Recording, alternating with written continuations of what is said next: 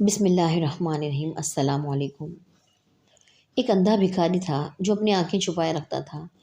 اس کا سوال کرنے کا انداز بڑا عجیب تھا۔ وہ لوگوں سے کہتا تھا جو مجھے کچھ دے گا اس کو ایک عجیب بات سناؤں گا، اور جو زائد دے گا اس کو ایک عجیب چیز بھی دکھاؤں گا۔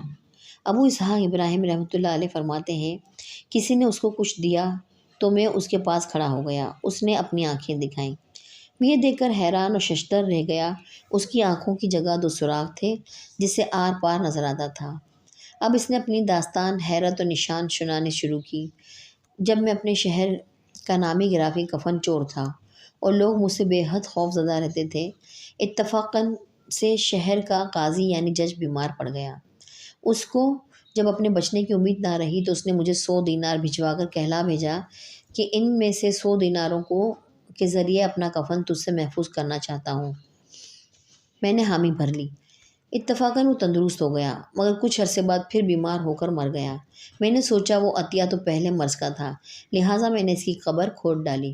قبر میں عذاب کے آثار تھے اور قاضی جج قبر میں بیٹھا ہوا تھا اور اس کے بال بکھرے ہوئے تھے اور آنکھیں سرخ ہو رہی تھیں۔ اچانک میں نے اپنے گھٹنوں میں درد محسوس کیا اور اچانک کسی نے میری آنکھوں میں انگلیاں گھونپ کر مجھے اندھا کر دیا اور کہا، اے دشمن خدا، اللہ تعالیٰ کے بھیدوں پر کیوں مطلع ہوتا ہے؟